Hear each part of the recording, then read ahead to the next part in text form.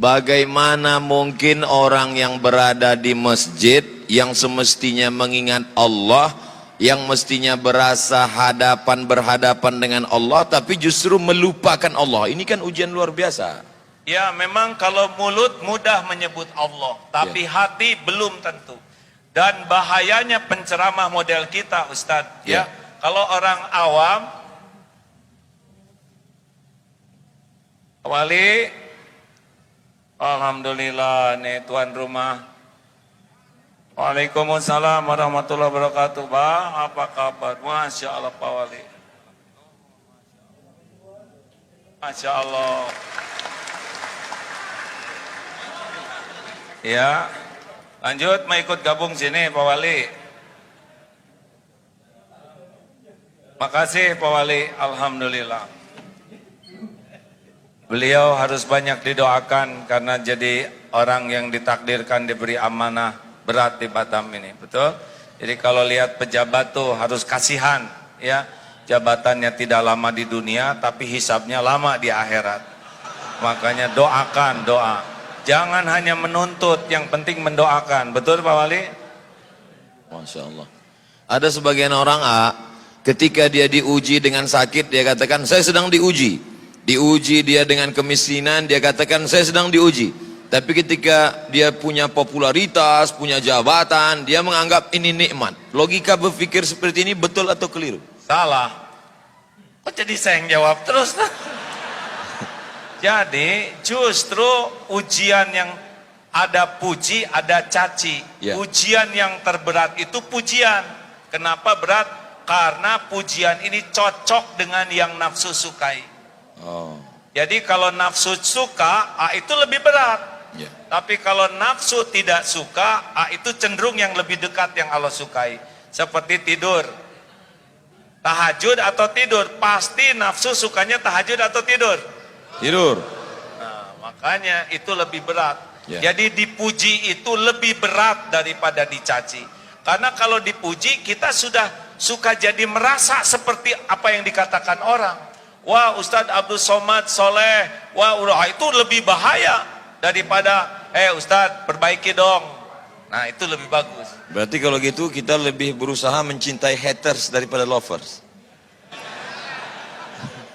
Ya lover dicintai, haters juga dicintai. Masya Allah. Karena tidak rugi kita dikritik orang. Yang rugi itu sebetulnya kalau terpedaya oleh pujian orang. Sekarang bagaimana rasanya Ustadz jadi orang terkenal? Masya Allah, tabarakallah. Kita sedang disadarkan bahwa selama ini kita salah melihat hidup. Selama ini kita merasa kalau sedang sakit diuji Allah. Ketika kita sedang miskin diuji Allah. Ketika kita sedang dapat jabatan, alhamdulillah saya diberi. Padahal sebenarnya juga bagian dari. Dan lebih berat ujiannya. Ujian jabatan. Iya. Ujian popularitas. Lebih berat Pak. Kalau orang populer seperti Ustadz Abdul Somad ini ya. Ada contoh lain enggak? Udahlah giliran.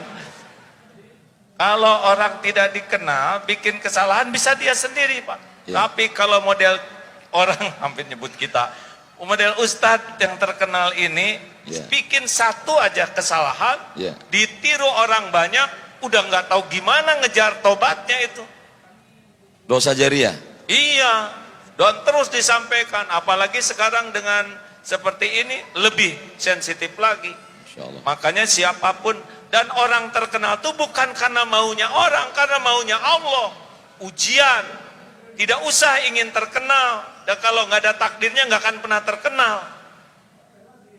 Tapi yang udah ditakdirkan terkenal harus obat habis-habisan supaya tidak terpedaya oleh keterkenalannya. Gitu. Bagaimana memanage hati kita supaya kita tidak terpedaya oleh setan yang luar biasa? Jadi terbalik, ini tidak sesuai rencana saya. Rencana saya mau dengerin Ustadz ceramah. Saya sedang belajar ilmu tauhid. Bagaimana mensucikan hati? Gimana jamaah? Gimana membersihkan nih, hati? Tidak boleh mengadu ke jamaah. Oh gitu ya. Aneh pada saya tuan rumahnya. Begini Ustadz, kata guru saya, kalau kita sedang diuji dengan dihormati orang lain, Ya. Pokoknya kalau orang menghormati kita pasti minimal dua hal. Satu, yang dipuji oleh orang itu pasti karunia Allah. Ya. Wah, ini pintar, pasti karunia Allah. Ya. Wah, ini hebat, pasti karunia Allah. Wah, ini kaya, pasti karunia Allah. Pokoknya kalau orang muji kita, yang dipuji itu pasti pemberian Allah. Itu yang pertama. Jadi kita harus tahu, oh, ini yang dipuji pemberian Allah. Yang kedua, kenapa kita dipuji orang?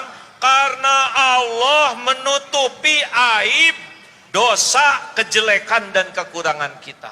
Nah, kata guru saya, kalau kita sedang dikagumi orang, dipuji orang, sibuk lihat apa yang Allah tutupi daripada sibuk menikmati pujian penghargaan orang. Masya Allah, tabarakallah. Jadi sebenarnya ketika kita sedang dimuliakan, diagungkan, dihormati, disanjung tinggi, sebetulnya bukan prestasi kita, tapi karena pemberian pinjaman Allah, dan Allah menutupi aib cacat kita. Benar, dan itu ujian lebih berat daripada nggak ada yang muji. Kenapa Allah tidak buka?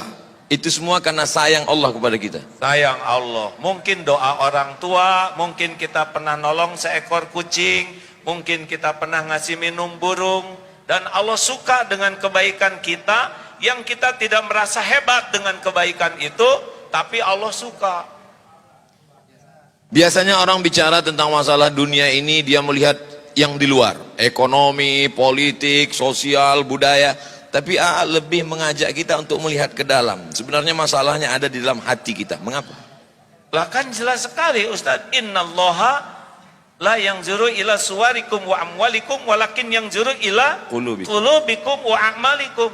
Ya. Allah tuh tidak lihat rupa dan harta, tapi Allah melihat hati dan amal. Ustaz maaf ya, mungkin Ustaz apa? Ustaz lebih hafal tentang dalil yang 3 dihisab pertama. Ya. Yang pertama mujahid. Ya. Yang merasa berjuang sampai terbunuh di medan perang. Ya. Dan ketika dihisab, ditampakkan nikmat, dia mengakuinya. Apa yang kau lakukan? Ya Allah, saya sudah berjuang sampai saya mati di medan perang. Saya lakukan lillahi ta'ala. Apa Allah menjawabnya? Kadzabta, dusta kamu, bohong kamu. Ya. Kamu berjuang karena ingin dianggap pemberani, dan sudah engkau dapatkan pujian itu. Akhirnya dia diseret, tertelungkup, masuk ke dalam neraka. Bukan kurang perjuangannya, bukan kurang pengorbanannya, bukan kurang pengakuannya, yang kurang cuma satu, hatinya lebih suka dipuji oleh manusia daripada kedudukan di sisi Allah. Walaupun dalam pandangan manusia dia seorang mujahid, mati jihad fisabilillah, berdarah-darah. Iya, tapi Allah kan tahu hati orang. Yang kedua, orang yang belajar agama dan yang mendakwahkannya seperti Ustadz Abdul Somad, Ustadz yang lain. Iya. Belajar sampai ke Mesir, sampai ke Maroko. Itu yang kedua. Merasa lama di Arab. Aduh. Padahal onta lebih lama. Yang kedua. Yang ketiga kita akan lanjutkan setelah yang satu ini. Minum dulu. Minum dulu Ustadz. Ini lagi seru-serunya kita minum. Fadal. Masya Allah, tabarakallah. Yang kedua itu yang belajar agama dan mendakwahkannya, belajar Quran dan membacanya. Tidak semua ke surga. Jadi jangan kaget kalau di akhirat, na'udzubillahi min zalik, ada ulama yang terkenal di dunia tapi tidak ke surga. Ilmunya luas, dalilnya bagus, baca Qurannya fasih, hafal Quran, tapi ketika dihisab, kadzabta, dusta kamu. Kamu belajar agama dan dakwah karena ingin dianggap alim, dianggap ulama, dai, kondang, dan sudah engkau dapatkan di dunia, diseret tuh ke neraka. Engkau ingin dianggap qori dan sudah engkau dapatkan. Tidak kurang ilmunya, tidak kurang Qur'annya, yang kurang satu saja. Apanya Ustaz? Keikhlasan hati. Hatinya. Ketulusan karena Allah. Jadi enggak cukup kita sibuk beramal kalau tidak mujahadah membersihkan hati. Dan cuma satu penyebabnya, dia senang dengan kedudukan di sisi manusia dengan menggunakan amalan akhirat. Itu yang membuat Allah marah. Mencari kedudukan dunia dengan berbagai macam bunga-bunga keindahannya, justru dengan amal akhirat. Ya, itu yang membuat Allah. Padahal yang diinginkan Allah, tundukkan dunia untuk memperoleh akhirat. Iya, coba jelaskan itu Ustaz. Yang ketiga, Ini saya sering cerita ini antara dunia dan akhirat ya. Mana yang kira-kira lebih tidak disukai Allah? Bu, akhwat, mana yang berbahaya bagi seorang wanita? Ingin kelihatan cantik atau ingin kelihatan solehah? Jangan ini aja ke sini, Ustaz. ya. Mana yang bahaya Ya. bagi seorang wanita? Ingin Ya. kelihatan cantik atau ingin kelihatan solehah? Harus kita voting nampaknya. Oh gitu. Mungkin mereka ingin kelihatan cantik. Karena oleh sebab itu maka karena banyak lelaki ingin perempuan itu lebih cantik daripada ingin solehah, makanya perempuan lebih banyak mempercantik diri daripada mempersolehah diri. Wah, benar. Saya baru dapat dari grup WhatsApp. Oh gitu. Tapi yang bahaya tuh ingin kelihatan solehah. Kalau wanita ingin kelihatan cantik, fitrahnya. Ya. Kalau lelaki ingin kelihatan cantik, LGBT ya. Bolehkah Bu, wanita ingin kelihatan cantik? Jawab, boleh tidak? Yang mantap boleh tidak? Untuk siapa? Suami siapa? Masya Allah, tabarakallah. Ikhfar ibu-ibu. Kalau wanita ingin kelihatan solehah, pasti menggunakan hak Allah. Jadi lebih nunduk, subhanallah. Yang harusnya zikir untuk Allah, tapi dia ingin dipuji oleh orang ahli zikir. Dan itulah yang membuat Allah marah, karena dia menggunakan amalan hak Allah untuk cari pujian manusia. Itulah sebabnya ustadz, ulama, qori'ah berbahaya. Giliran ustadz, ya. Jelaskan ustadz, jangan nanya terus. Ketika sekarang orang berbicara tentang masalah ancaman-ancaman yang luar biasa, disintegrasi bangsa, kemudian bully pada ulama, kemudian dengan berbagai macam masalah. Sebetulnya masalah ini di luar atau masalah manusia ini di dalam? Gak ngerti Ustaz, kurang jelas pertanyaannya. Lebih bagus ini. Masalah manusia ini sebetulnya masalah ekstern di luar, masalah ekonomi, masalah sosial, masalah politik, atau dia sebetulnya punya masalah di dalam dengan hatinya kotor, dan bagaimana cara mensucikan tazkiyatun nafs, dan apa hubungannya dengan tauhid? Selalu mengkaji tentang masalah tauhid. Apa sebenarnya target dari tauhid? Saya belum pernah ditanya kayak gini terus-terusan hadis. Duduk bersama seorang yang lebih faham tentang masalah kehidupan. Ada ilmu yang tersurat, ada yang tertulis, tapi ada yang tersirat. Inna fi khalqis samawati, dalam penciptaan langit, tidak tersurat, tidak ada dalam tulisan, tidak dikatakan oleh ulama, tapi dia dapat ditangkap. Ittaqu firasatal mu'min, takutlah kamu pada firasat orang beriman. Fa innahu yanzuru binurillah, dia bukan memandang dengan matanya, tapi dia dengan memandang dengan pandangan Allah yang diberikan Allah pinjaman kepada dia. Maka duduk sejenak dengan orang berilmu sama dengan duduk berjam-jam bahkan berhari-hari di perpustakaan. Kita nikmati duduk bersama dengan orang berilmu ini, maka kita ambil semuanya, mudah-mudahan jadi bekal kita di masa akan datang. Takbir. Semangat mereka. Kita dengarkan jawabannya. Tauhid, tauhid. Seumur-umur saya ceramah, baru kali ini saya dipaksa menjawab begini. Ilmu yang saya dapatkan begini, mengapa Rasulullah SAW diutus ke bumi? Ya.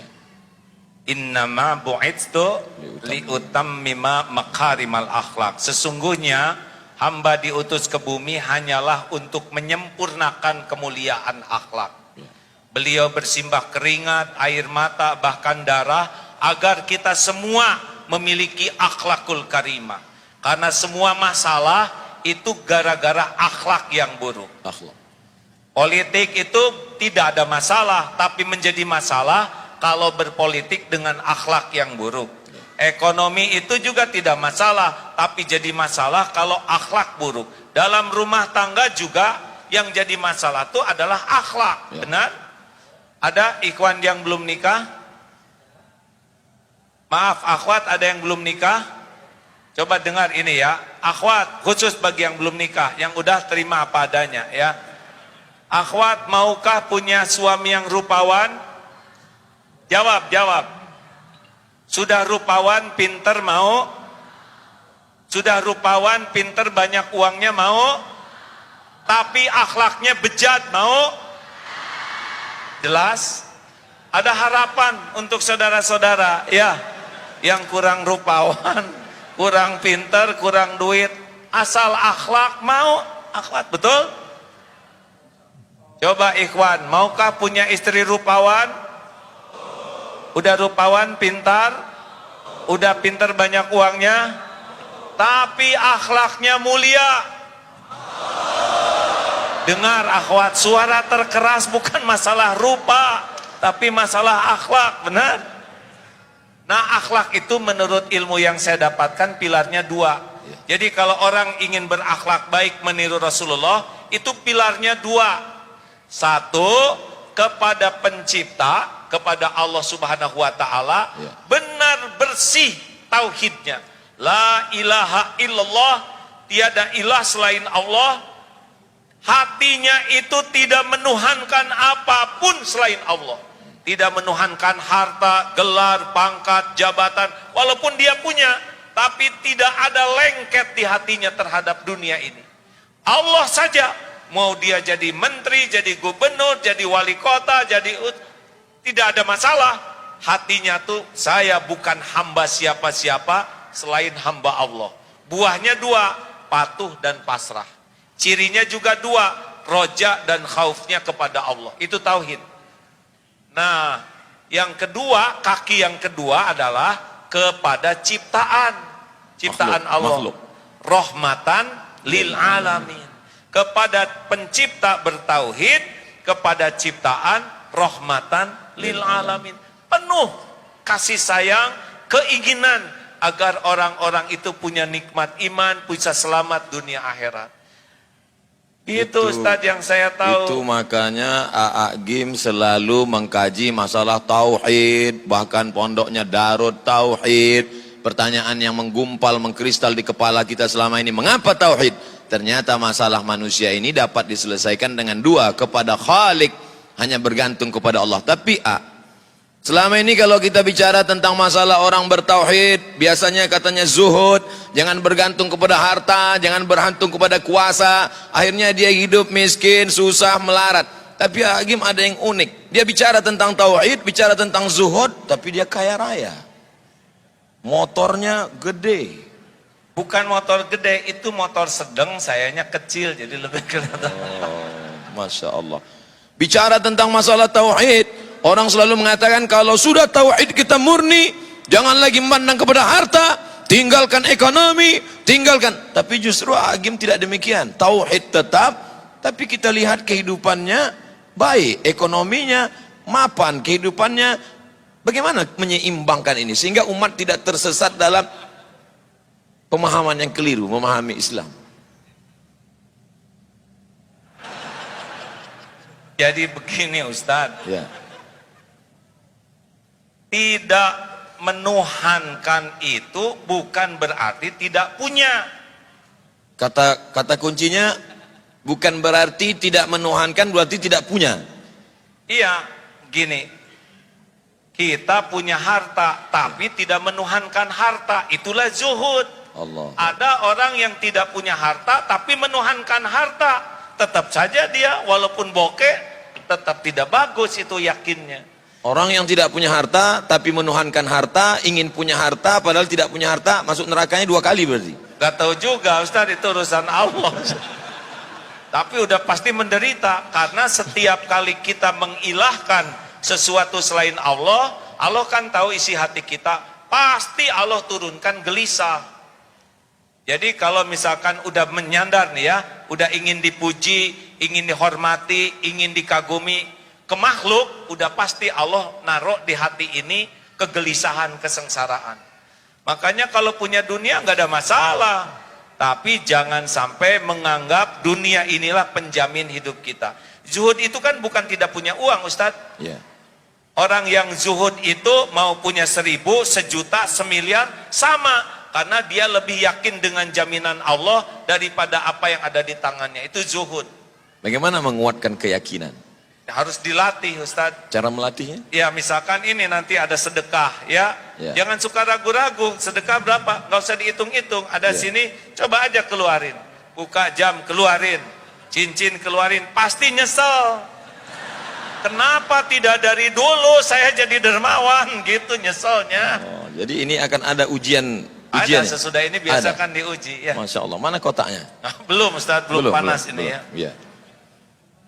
Jadi seperti tukang parkir, banyak mobil, Ya. tidak sombong, ganti-ganti tidak takabur, Ya. diambil sampai habis tidak sakit hati, Ya, tidak ada rasa memiliki. nggak ada. Bagaimana melepas rasa kepemilikan, rasa ketergantungan, rasa keterikatan dari dalam hati ya? Jadi saya gini yang ketempuhan ini hadirin. Jadi harus dengan riadah Ustaz. Ya. Tidak bisa ilmu ma'rifatullah ini hanya dengan belajar. Ya. Tapi harus ada mujahadah melepaskannya. Makanya seperti kalau saudara ragu terhadap uang, latih saja. Dia punya uang, potong 5%, sedekahkan. Lihat, jadi miskin tidak? Oh, enggak juga. Potong 10%. Jadi miskin tidak? Oh, enggak. Potong 20%. Tuh, lihat, Ustaz. Udah lihat kan? Ya. Semuanya tegang. Padahal baru rencana. Ya. Tadi 5% mereka masih senyum. 5%, 10%, 20%. Baru rencana pelit. Saya nih Ustadz ya, maaf ya. Kalau saat ini nih, tiba-tiba ada tamu. Saya mau ngasih uang ke AA ya, boleh ya? Ngasih ke saya misalkan sekarang 20 miliar. Bro aja gini. Udah nggak ribet Pak. Saya bagi 10 miliar untuk ikhwan, 10 miliar untuk akhwat. Sok bagikan. Gitu Ustadz. Masya Allah. Namanya juga ngelamun, masa pelit ya kan? Betul. Kita mah ngelamun aja pelit Ustaz. Apalagi nggak ngelamun. Suatu ketika saya sedang pergi umroh, lalu kemudian saya melihat ada cincin yang sangat cantik. Saya sangat suka. Lalu saya beli, lalu saya pakai, lalu saya menikmati. Hati saya mulai tergantung. Karena kalau dia pergi, pasti saya akan kehilangan. Sampai akhirnya saya suatu tempat ceramah, ada bapak-bapak mengatakan, cincin Ustadz cantik, saya suka, boleh nggak untuk saya? Lalu kemudian saya berikan kepada dia. Saya ingin mempraktekkan ceramah dulu waktu di Darut Tauhid. Jangan ada keterikatan. Saya ingin lepaskan itu, cincin ini saya lepaskan. Saya amalkan ceramah saya tidak ada keterikatan dengan cincin ini. Menyesal saya. Ini ada cincin yang lebih bagus ya nggak? Ceritanya belum selesai. Oh iya, iya. Begitu saya berikan, saya menyesal dalam hati saya. Ini gara-gara mengamalkan ilmu game ini. Jangan ada keterikatan, lepaskan semuanya. Saya lepaskan satu cincin. 2 hari setelah itu saya ceramah di Makassar. Datang bupati, tidak boleh sebut nama, menjaga kode etik jurnalistik. Dia lepaskan cincin yang dia sayangi, yang lebih mahal yang dari saya punya. Inilah dia sekarang. Masya Allah, Alhamdulillah, Allahu Akbar. Yakin kan? Memang ajaran ini luar biasa. Saya Masya dulu Allah, dilatih guru saya begitu Pak. Pokoknya berikan, sekarang udah nggak riadoh lagi ya, saudara jangan mengharap-harap apa-apa ya. Ya. Makanya saya nggak begitu bawa apa-apa, takut diminta. Dulu sama Ustadz, Ya. punya cincin ada lafaz Allah, bagus kata guru, kasihkan. Sampai dulu sekali, baju itu sampai tinggal 1 Ustadz, baju untuk ceramah. Ya. Nah malam minggu itu saya ingat ceramah di Jatinangor. Ya. Jatuh karena ceramahnya di kampung. Tes, kedengaran Bu? Jelas?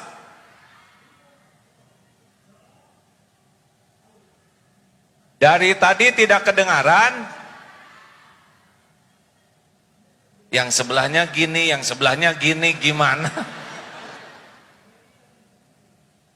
Jelas sekarang?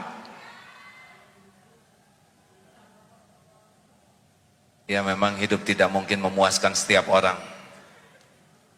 Nah hadirin, saya ingat tuh Ustadz, Ya. pada subuh, waktu itu saya masih tinggal dengan orang tua. Ya. Sedih karena pagi harus ceramah, tapi baju tidak ada karena yang semalam kotor. Ya Allah, saya sudah berusaha ngamalkan perintah guru saya, dan sekarang saya nggak punya baju ganti untuk ceramah. Masya Allah tuh pada subuh, Ya. datang tuh tamu bawa baju batik 2 seperti ini, safari. Belum pernah saya punya baju batik. Tolong pakai ini. Saya beli tapi kekecilan, mungkin dia cocok 2 sekaligus tuh. Alhamdulillah, Allah ilhamkan beli tapi dibikin kekecilan sehingga ngepasnya buat saya. Jadi benar-benar tidak akan pernah balasan dari Allah itu mengecewakan. Gimana kalau ketika memberi itu ada harapan dalam hati, mudah-mudahan Allah balas, Allah ganti, boleh nggak? Boleh, karena ngarap-ngarapnya dari Allah. Hanya levelnya belum level bagus. Kalau level yang paling bagus VVIP tanpa ada harapan sama sekali. Allah udah tahu kita berharap di hati kecil. Ya. Allahu Akbar. Kan lintasan hati, wa huwa alimum bidatis sudur. Wa asiru qaulakum awijharu bih innahu alimum bidatis sudur. Mau engkau rahasiakan kata-katamu, mau engkau keraskan seperti ini, sesungguhnya Allah tahu isi hati. Al-Mulk 13. Ya. Allahu Akbar. Sulitkah bagi Allah Subhanahu wa taala memberikan yang kita minta? Kenapa Allah tidak pernah mengabulkan semua keinginan kita? Apa rahasia di balik itu? Karena belum tentu baik yang kita inginkan. Wa asa an takrahu syai'a wa huwa khairul lakum wa asa an tuhibbu syai'a wa huwa syarrul lakum. Boleh jadi engkau tidak suka, padahal baik menurut Allah bagimu, dan boleh jadi engkau suka padahal buruk menurut Allah. Wallahu ya'lamu wa antum la ta'lamun. Jadi kekeliruan kita selalu menginginkan Allah ikut nafsu kita. Benar Ustaz. Padahal semestinya kitalah yang menurut Allah. Sebetulnya tidak penting keinginan kita itu, yang terpenting keinginan Allah yang terjadi pada diri kita. Bagaimana caranya menundukkan keinginan kita, mengikut kehendak Allah, ketika yang kita inginkan tidak tercapai, hati kita tetap lapang, plong. Gimana caranya? Ya Allah, belum pernah sepanjang saya ceramah jadi terdakwa begini. Santri di Darut Tauhid mah gak ada yang berani kayak gini Ustaz. Nggak apa-apa begini hadirin, sebetulnya saya mau dengerin ceramah beliau ini. Setuju tidak begini atau saya balik aja? Ya di Ustadz. Ya. Apa pertanyaannya tadi? Selalunya kita menginginkan Allah mengabulkan keinginan kita. Ketika Allah tidak memberi apa yang kita inginkan, lalu kita merasa sempit, sulit, marah. Bahkan tidak sedikit dari orang marah kepada Tuhan. Na'udzubillah. Bagaimana kita menundukkan keinginan kita mengikut kehendak Allah dengan hati yang lapang? Memang ini tauhid. Kalau kita tahu Allah Maha tahu yang terbaik bagi kita, kita tidak akan ngotot dengan keinginan kita. Kita pasti melakukan 2 hal. Satu, musyawarah dengan orang yang ahlinya. Yang kedua, istiqoroh. Tugas kita kan cuma 3. Meluruskan niat, menyempurnakan ikhtiar, dan pasrahkan kepada Allah. Kita ini hamba, tidak berhak mengatur Allah. Kita ini hanya melurus, tugas kita kan bukan menentukan sesuatu. Tugas kita tuh niatnya lurus, lillahi ta'ala, ikhtiarnya maksimal di jalan Allah. Dan yang ketiga, kalau baik silahkan, kalau tidak baik jangan. Mungkin praknya ini yang penting tuh Ustaz. Kalau orang tidak pakai prolog niat cara yang benar dan tawakal, pasti luka. Ini kan prinsip luka di hati itu kan karena melekat. Seperti perangko melekat di amplop, ketika dicopot robek dia. Nah, kemelekatan hati kita, lengketnya hati dengan sesuatu, itulah yang bikin kita banyak sakit hati. Karena melekat. Melekat, kayak pengen dipuji, orang tidak muji, sakit hati. Pengen dihormati, orang tidak menghormati, sakit hati. Gitu. Keinginan sumber penderitaan. Oh ya? Iya benar juga. Ada lagunya itu, Pak. Coba Ustadz jelaskan lagu keinginan sumber penderitaan. Semakin besar keinginan, semakin besar hawa nafsu, semakin besar kekesalan dan penderitaan ketika tidak terkabul. Karena kita sudah membuat suatu obsesi-obsesi besar. Tapi kalau kita lihat hadis Nabi SAW, Nabi berkata, saat aku lihat percikan batu pertama, kamu akan membebaskan Rom. Saat aku lihat percikan batu pertama ketika menggali Khandaq Parit, ketika berbenturan pacul besi itu dengan batu, aku melihat cahaya, kamu akan membebaskan Yaman, kamu akan membebaskan Syam, kamu akan membebaskan Rom. Apa beda obsesi keinginan dengan cita-cita? Karena Nabi mengajarkan kita punya cita-cita tinggi. Ada dalilnya, ihris ala ma yanfa'uk wasta'in billah wala ta'zaz. Yang lanjutan dari al-mu'minul qawi. Ya, ahabbu ilallah minal mu'min. Ya, al-mu'minul qawi khairun wa ahabbu ilallah minal mu'mini dhaif wa fi kullin khairun. Ya. Mukmin yang kuat lebih baik dan lebih dicintai Allah daripada mukmin yang lemah, walau pada keduanya ada kebaikan. Ya. Ihris ala ma yanfa'uk. Bersungguh-sungguhlah, antusiaslah, semangatlah dengan apa yang bermanfaat bagimu. Ada lanjutannya, wasta'in billah. Minta tolong ke Allah, wala ta'jaz, dan janganlah kamu bersikap lemah. Jadi kata kuncinya adalah bermanfaat atau tidak bermanfaat, dan minta tolongnya kepada Allah. Silakan punya cita-citi setinggi bintang di langit, tapi jangan pernah lepas dua, bermanfaat atau tidak bermanfaat. Cita-cita ingin jadi gubernur boleh apa enggak? Boleh. Bukan obsesi, bukan menurut hawa nafsu. Tergantung dalam bayangannya gubernur itu apa. Bahkan cita-cita jadi ulama juga harus dipertanyakan. Ya. Kamu ingin jadi apa? Saya pengen jadi ulama. Kenapa? Karena ulama itu keren, dihormati orang, pulangnya dapat amplop. Dunia itu bukan pengen akhirat. Nah kalau gitu ulamanya itu dunia, itu nggak boleh. Dia pengen jadi ulama versi itu. Kalau saya ingin jadi ulama, kenapa? Karena saya ingin punya hati yang takut ke Allah. Bagus. Pengen jadi gubernur, boleh. Terserah mau jadi apa. Dengan jadi gubernur, mudah-mudahan saya bisa mengambil keputusan yang paling adil. Karena Indonesia ini dibangun dengan negara kesepakatan. Tolong ini teman-teman disimak ya. Indonesia ini dulu awalnya dibangun oleh kesepakatan para tokoh-tokoh kita. Tidak hanya umat Islam, tapi ada juga tokoh-tokoh yang selain agama Islam sepakat membangun negeri ini dengan berdasarkan Pancasila. Itu kesepakatannya. Nah kita misalkan sekarang sudah ada, kita harus menyadari bahwa memang cikal bakalnya ini adalah kesepakatan, bukan hanya milik umat Islam. Jadi kita harus mengerti dan menghargai hak-hak orang lain juga, karena memang kesepakatannya begitu. Jadi kalau saudara ada di Australia, ya memang begitu kesepakatan awalnya. Nah kita kalau saudara pengen jadi gubernur, dengan begini saya mudah-mudahan bisa bersikap adil kepada umat Islam, mudah-mudahan bisa menjadi tauladan, mengajak ibadah dengan benar, berakhlak dengan baik. Kalau niatnya jadi pejabat untuk keadilan, untuk kemaslahatan, jadi tidak jadi udah dapat pahalanya. Manfaatnya paling tidak Kiai Haji Abdullah Gimnastiar bisa memuluskan, merubah Bank Riau Kepri menjadi Bank Riau Kepri Syariah. Baik apa tidak baik itu? Ulangi. Bank Riau Kepri konvensional. Kalau ada orang yang suka ngaji, punya kekuasaan, bisa berubah menjadi Bank Riau Kepri Syariah. Itu ada manfaat atau tidak ada manfaat di dalamnya? Saya kira setiap transaksi kebagian pahalanya itu. Setiap transaksi? Ya, kepala daerah yang memberikan keputusan seperti itu dapat pahala. Karena untungnya jadi kepala daerah, jadi pemimpin tuh, kalau menentukan kebaikan beliau dapat pahala mengalir. Bonus. Tuh Pak Wali Kota.